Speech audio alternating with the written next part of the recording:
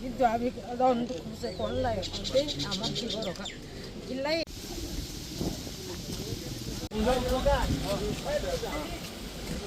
সফরে তো দক্ষিণ ত্রিপুরা বিশেষ করে মনুবনকুল সিটে এখানে বেশ কিছু পার্টি অফিস জ্বালিয়ে দেওয়া হয়েছে না ভেঙে দেওয়া হয়েছে এবং নির্বাচনের পরে কন্টিনিউ সারা রাজ্যের সঙ্গে এখানেও সন্ত্রাস অব্যাহত এবং সবচেয়ে বড় কথা হচ্ছে কি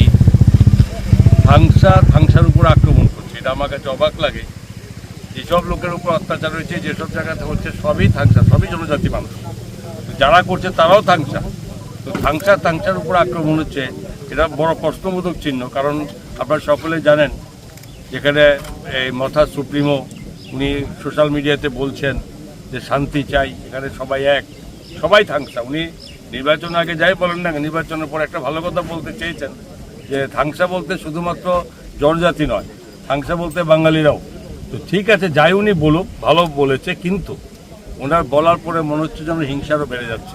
তো এখানে আমার প্রশ্ন হবে যে বলার সঙ্গে সঙ্গে উনি তো সুপ্রিমো, ওনার কথা শুনে, কিন্তু এখানে ওনার বলার সঙ্গে সঙ্গে অত্যাচারের মাত্রা বেড়ে যাচ্ছে, মানুষের উপর অত্যাচার হচ্ছে। একটু আগে আমি গেলাম একটা জায়গায় মার্কেটে, যেখানে মহিলা বাচ্চাদেরকে নিয়ে মার্কেটে আসছে, সেখানে বাইরের থেকে কিছু মানে যারা মথার সমর্থক তারা একটু বাইক করে চলে আলো, 8-10টা বাইক এলো, মানে এখানে ভয়ভীতি দৌড়ঝাঁপ করলো। এতে মহিলারা জমিতে পড়ে গেছে বাচ্চা নিয়ে, এতে হাত পা চলে গেছে। তো এই কী ধরনের ধ্বংসা, কী ধরনের অত্যাচার এবং কিসের মেসেজ?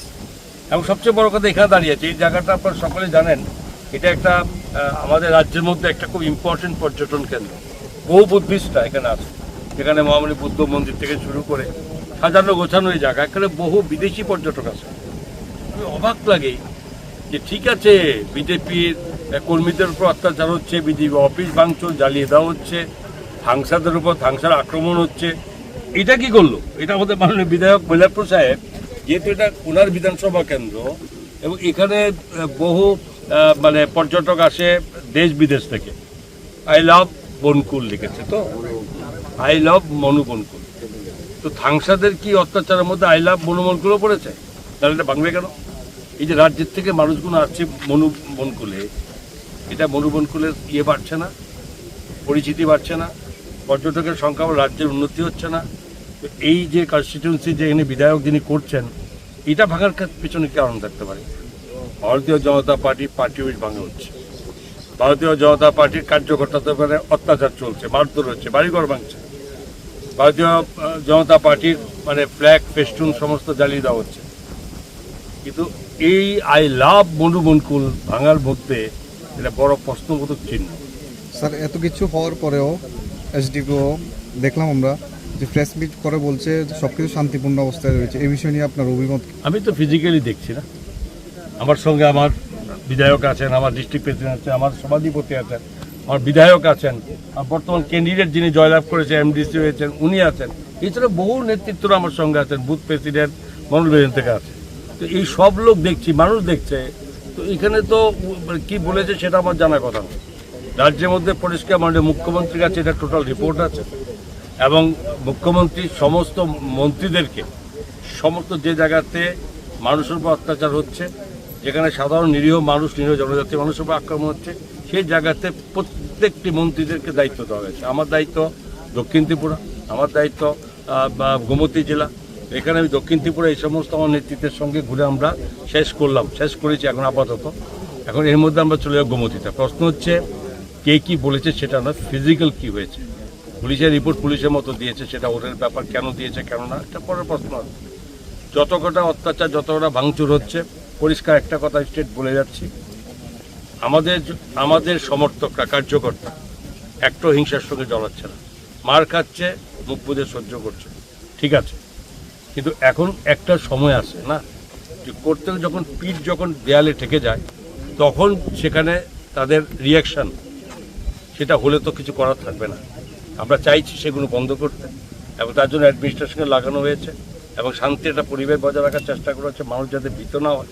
নির্বাচন শেষ হয়েছে, ভোট হয়েছে, সরকার করবে মাথা নো ডাউট, ওকে, মানুষের সমর্থনে করছে, সেখানে কোনো আপত্তি নেই, কিন্তু অত্যাচারকে বন্ধ করতে হবে, অত্যাচার বন্ধ করা উচিত।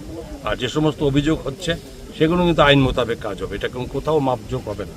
পরিষ্কার বলে যাচ্ছি আমরা, যাদের এবং যারা এফআইআর করতে পারছে, এফআইআরও করতে ভয় পাচ্ছে, পুলিশকে নির্দেশ দেওয়া হয়েছে সুমোটো নিতে, অত্যাচারের সুমোটো কেস করাবে, খুঁজে বের করা হবে কারা করছে, এবং সেগুলো কিন্তু আইন মোতাবেক হবে, সেখানে কোনো মার্জনা কাউকে দেওয়া হবে না। আমি অনুরোধ করবো টিপ্রাপত্তা সুপ্রিমোকে যে আপনি যা বলছেন আপনার সোশ্যাল মিডিয়াতে আপনি সেটা পালন করার চেষ্টা করুন, কারণ আপনার কথাও এখানে আপনার সাংসদ শুনছে না, অত্যাচার বেড়ে যাচ্ছে।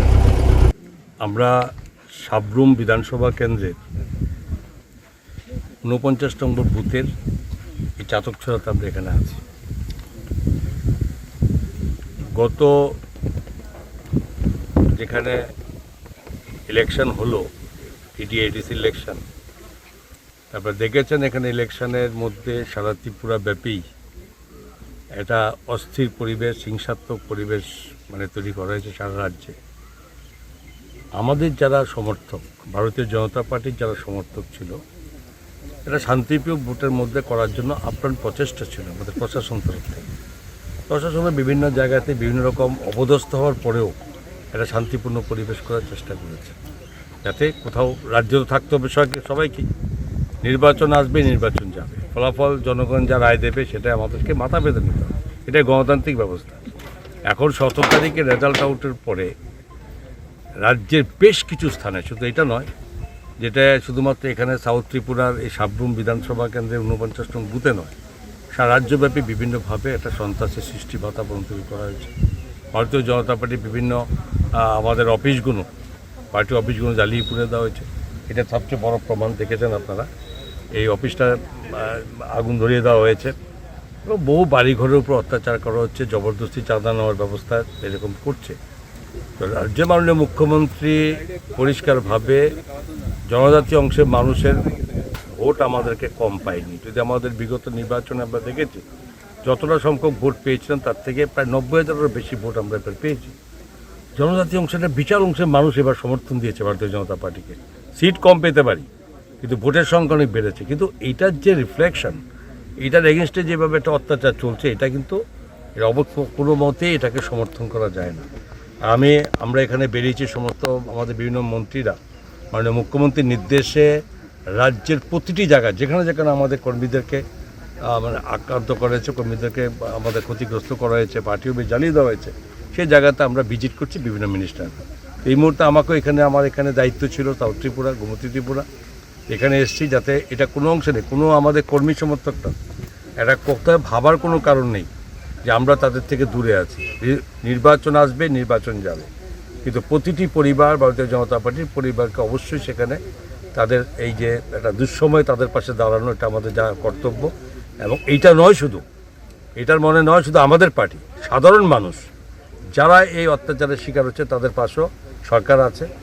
এবং আমি অনুরোধ করব যারা এই ধরনের সন্ত্রাসের যুক্ত হচ্ছে তাদেরকেও রিকোয়েস্ট করব, তারাও রাজ্যের মানুষ, তাদেরও অধিকার আছে, কিন্তু অধিকারটা এইভাবে নয়, একটা সুন্দর সম্পর্ক বজায় রেখে চলাটাই মূল প্রত্যেকের দায়িত্ব, কর্তব্য বলে, তবে রাজ্য শান্তি হবে।